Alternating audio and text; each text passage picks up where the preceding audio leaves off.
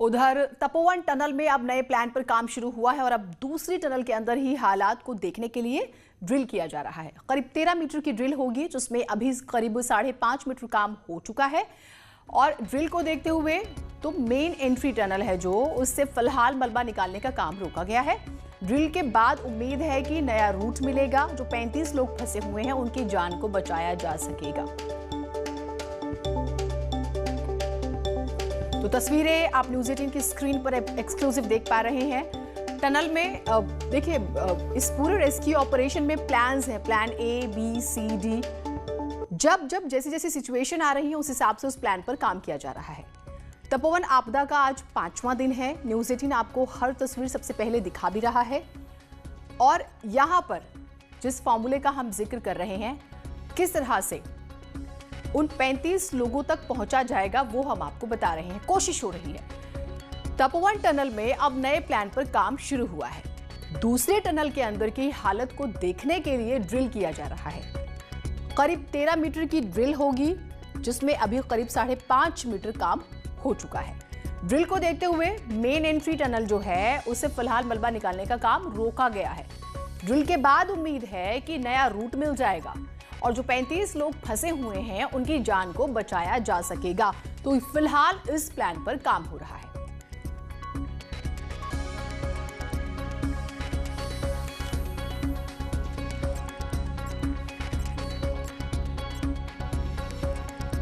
और जो आंकड़ा आ रहा है, 34 लोगों की मौत हुई है, 170 लोग लापता हैं।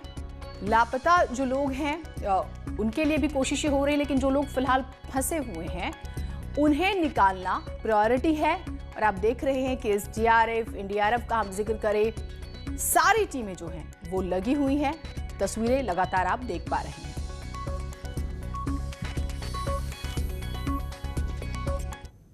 आगे तो बढ़ रहे हैं, लगातार आगे बढ़ रहे हैं, लगातार प्रोग्रेस हो रही है।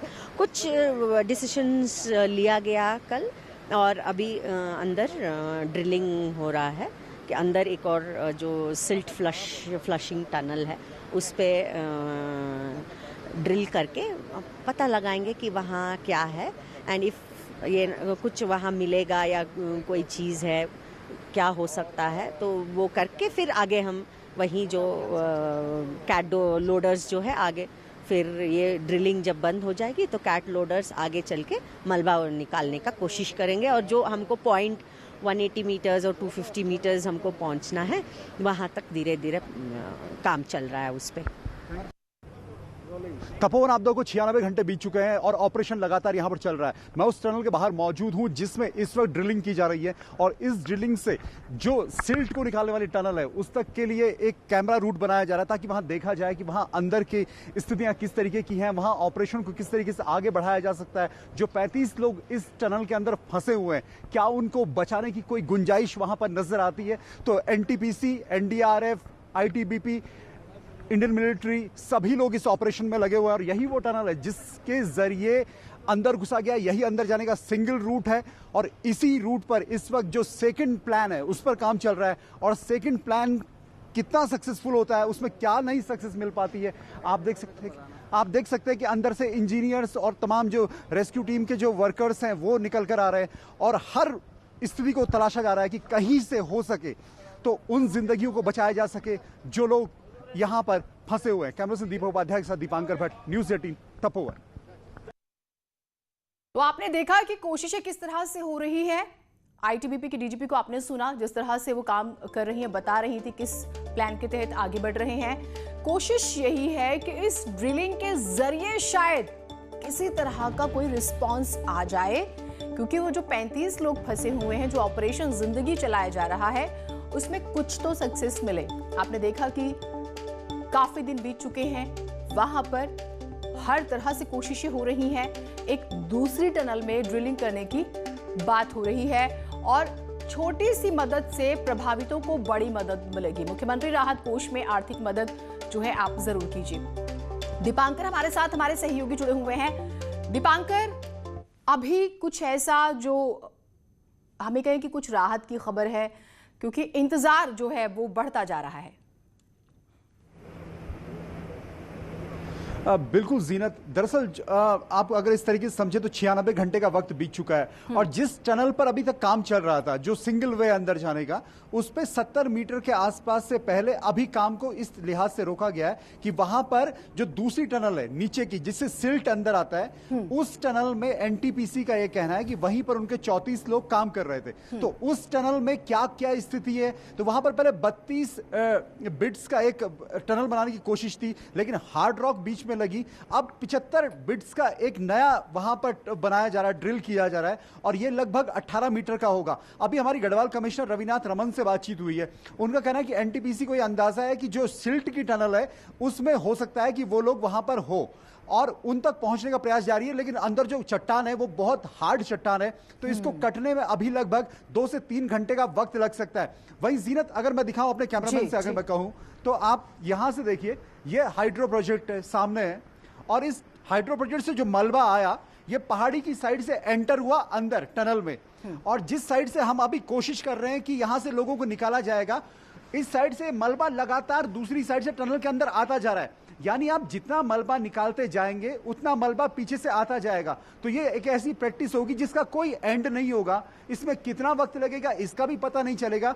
और दूसरी बात ये कि जिस मेन टनल से हम अंदर जा रहे हैं, ये टनल आगे जाकर 3 मीटर की हो जाती है। हाँ। और 3 मीटर की टनल में ना तो कोई मशीन जा पाएगी और इंसान का काम करना 3 मीटर की टनल में बेहद मुश्किल है। और जब आता जाएगा लगातार, एक तरफ आप मलबा निकालते जा रहे हैं और दूसरी तरफ से मलबा आता जा रहा है, तो इसमें कितने दिन लग जाएंगे कह पाना बेहद मुश्किल है। लेकिन अब जो सेकंड रूट अपनाया गया है कि 75 mm का एक छेद बनाया जाए जिससे आप टनल की दूसरी साइड पहुंचे, वहां देखा जाए कि वहां पानी है, सिल्ट है, क्या वहां पर किसी की लाइफ हो सकती है। तो अब यह ऑपरेशन दूसरी तरफ को मुड़ा है।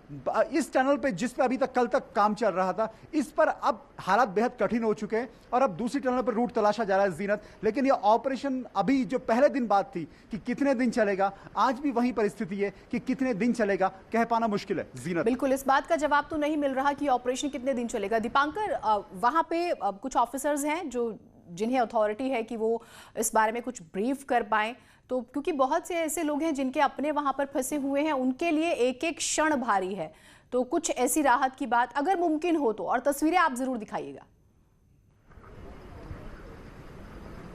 हाँ बिल्कुल, मैं अभी यहाँ पर मौजूद हूँ और मेरे साथ इस वक्त डीआईजी नीरू गर्ग हैं जो गढ़वाल डीआईजी हैं।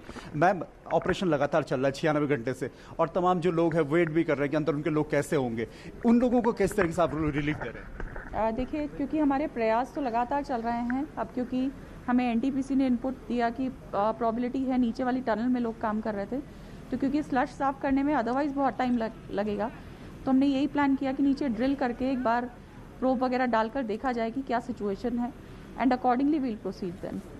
बाकी मैम, जो लोग यहाँ पर जैसे जिनका कहता हमारे खाने पीने का इंतजाम रहे, हमारे रहने की व्यवस्था हो जाए, जो जिनके परिजन अंदर, व्यवस्था प्रशासन के द्वारा की जा रही है, सभी व्यवस्था की जा रही है। ठीक, जीनत, आपने सुना डीआईजी गढ़वाल जो नीरू गर्ग है, उनका कहना है कि पूरी व्यवस्था यहाँ पर की जा रही है, लेकिन अभी भी इस ऑपरेशन में बहुत कुछ सामने आना बाकी है। और लेकिन 35 लोगों का क्या हाल होगा और क्या स्थितियां अंदर है, ये अभी भी साफ नहीं है जीनत। ठीक दीपांकर, अपडेट्स हम आपसे लेते रहेंगे। बहुत शुक्रिया आपका।